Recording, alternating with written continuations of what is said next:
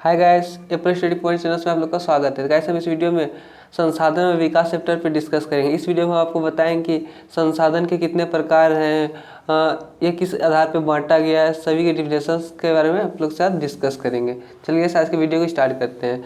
तो संसाधन और विकास चैप्टर्स को पढ़ने से पहले आप लोग को जानना पड़ेगा कि संसाधन होता क्या है। तो संसाधन का डिफिनेशंस है हमारे पर्यावरण में उपलब्ध प्रत्येक वस्तु जो हमारे आवश्यकताओं को पूर्ण करने में प्रयोग की जा सकती है और उनको बनाने के लिए प्रौद्योगिकी उपलब्ध है, जो सांस्कृतिक रूप से मान्य और आर्थिक रूप से संभव है, वो संसाधन कहलाता है। मतलब कि हमारी जो आवश्यकता है उसकी पूर्ति करने के लिए हम जिस चीज़ का उपयोग करते हैं, जैसे कि प्रौद्योगिकी उपलब्ध है, सांस्कृतिक रूप की मान्यता उपलब्ध, आर्थिक संभव इत्यादि को जो हम अपनी आवश्यकता को पूरा करने के लिए जो इसका उपयोग करते हैं उसे संसाधन कहते हैं। तो संसाधन के कितने प्रकार हैं? संसाधन के 4 प्रकार हैं। फर्स्ट है उत्पत्ति के आधार पर। उत्पत्ति के आधार पर संसाधन के 2 प्रकार हैं, जैव और अजैव। और स्वायत्तता के आधार पर इसके 2 हैं, नवीकरणीय और अनवीकरणीय। तीसरा नंबर है कि स्वामित्व के आधार पर हमारे 4 प्रकार हैं, व्यक्तिगत, सामुदायिक, राष्ट्रीय और अंतर्राष्ट्रीय। और चौथा नंबर विकास के आधार पर संभावित, विकसित भंडार और संचित कोष। ये सब प्रकार से हैं। तो आज हम आप लोग को इस सब सारे के डिफरेंसेस को बताएंगे और ये सारे को अच्छा से समझाएंगे। चलिए, पहला जो है उत्पत्ति के आधार पर। उत्पत्ति के आधार पे 2 टाइप्स है, पहला है जैव संसाधन और दूसरा है अजैव संसाधन। तो जैव संसाधन क्या होता है, इसका डिफिनेशंस है जैव संसाधन का, इन संसाधनों की प्राप्ति जीव मंडल से होती है और इन्हें जीव निहित होती है, जैसे मनुष्य, प्राणी जात, वनस्पति, पशुधन इत्यादि। मतलब जिन संसाधनों की प्राप्ति हमको जीव मंडल से होती है उसे जैव संसाधन कहते हैं। दूसरा नंबर क्वेश्चन है अजैव संसाधन। तो इसका डिफिनेशन है वे संसाधन जो निर्जीव वस्तुएं से बने होते हैं अजैव संसाधन कहलाते हैं। यानी कि जो संसाधन निर्जीव वस्तु यानी कि पहाड़ पर्वत धातु इत्यादि से बना होता है वो अजैव संसाधन कहलाते हैं।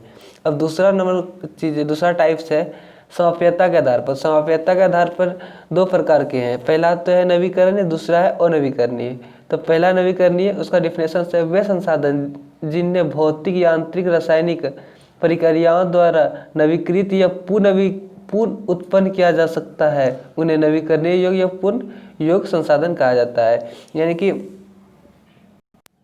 वे संसाधन जिन्हें हम भौतिक, रासायनिक या फिर यांत्रिक किसी भी प्रक्रिया द्वारा पुनः उसका उत्पन्न कर सकते हैं, उसको दोबारा उत्पन्न कर सकते हैं, तो उसे नवीकरणीय योग्य संसाधन कहते हैं। जैसे कि सौर ऊर्जा, पवन ऊर्जा, वन, जीव इत्यादि। दूसरा नंबर इसी दूसरा टाइप है अनवीकरणीय संसाधन। तो इसका डिफिनेशन है वैसा संसाधन जिसका विकास एक लंबी भूवैज्ञानिक अवधि में होता है, इसे बनाने के लिए लाखों वर्ष लग जाते हैं और अनवीकरणीय संसाधन कहते हैं।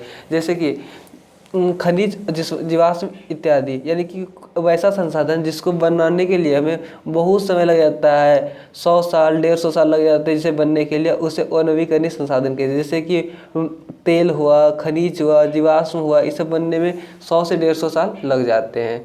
अब इनका दूसरा टाइप, इनका तीसरा टाइप है, सॉरी ऐसे में दूसरा लिखा गया, इसका तीसरा टाइप है स्वामित्व के आधार पर। तो स्वामित्व के आधार पर ये 4 प्रकार के होते हैं। तो इसका जो फर्स्ट प्रकार है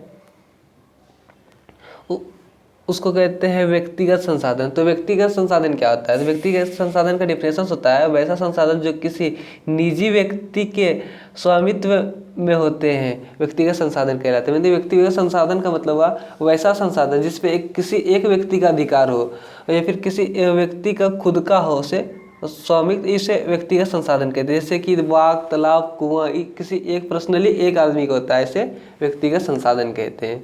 अब दूसरा नंबर है सामुदायिक स्वामित्व वाले संसाधन। सामुदायिक संसाधन क्या होते हैं? वैसा संसाधन जो समुदाय के सभी लोगों के लिए उपलब्ध है, सामुदायिक संसाधन कहलाते हैं। यानी कि जैसे सरकारी स्कूल इत्यादि वैसा संसाधन है। मनोरंजन, ये सब ऐसा संसाधन है जो सभी के लिए होता है। तीसरा नंबर से सी नंबर राष्ट्रीय संसाधन। तो राष्ट्रीय संसाधन क्या होता है? तकनीकी तौर पे देखिए, देश में जितना भी चीज़ है सारा राष्ट्रीय संसाधन। इसका डिफिनेशन होगा तकनीकी तौर पर देश में पाए जाने वाले सारे संसाधन राष्ट्रीय है। देश की सरकार को यह कानूनी अधिकार है कि वह आम जनता को हित में व्यक्तिगत संसाधन को भी अधिकृत कर सकता है। राष्ट्रीय संसाधन कहलाते हैं। यानी कि वैसा संसाधन जो आम आदमी को होने के बावजूद भी राष्ट्र उस पर अधिकृत हो सकता है, राष्ट्र उसको अधिकृत कर सकते हैं। जैसे कि जल संसाधन हो गया, खनिज पदार्थ, यानी कि जैसे कि आपके घर में अगर कोई खनिज पदार्थ निकल गया तो उसके लिए सरकार, आपका राष्ट्र जो सरकार होती है वो आपके घर पे अधिकार कर सकते हैं। अब डी नंबर से अंतर्राष्ट्रीय संसाधन। तो अंतर्राष्ट्रीय संसाधन क्या होता है, इसका डिफिनेशन है वैसे संसाधन जिन्हें अंतर्राष्ट्रीय संस्थाएं नियंत्रित करती है अंतर्राष्ट्रीय संसाधन कहलाते हैं। यानी कि वैसा संसाधन जिसको अंतर्राष्ट्रीय नियंत्रित करती है, यानी कि जो अंतर्राष्ट्रीय जैसे कि अमेरिका हुआ ये सब नियंत्रित करती है, उसे अंतर्राष्ट्रीय संसाधन कहते हैं। जैसे कि तटरेखा से 200 किलोमीटर की दूरी पर खुले महासागर संसाधन पर किसी देश का अधिकार नहीं है। इन संसाधन अंतर्राष्ट्रीय संस्थाओं की अनुमति के बिना उपयोग नहीं किया जा सकता है।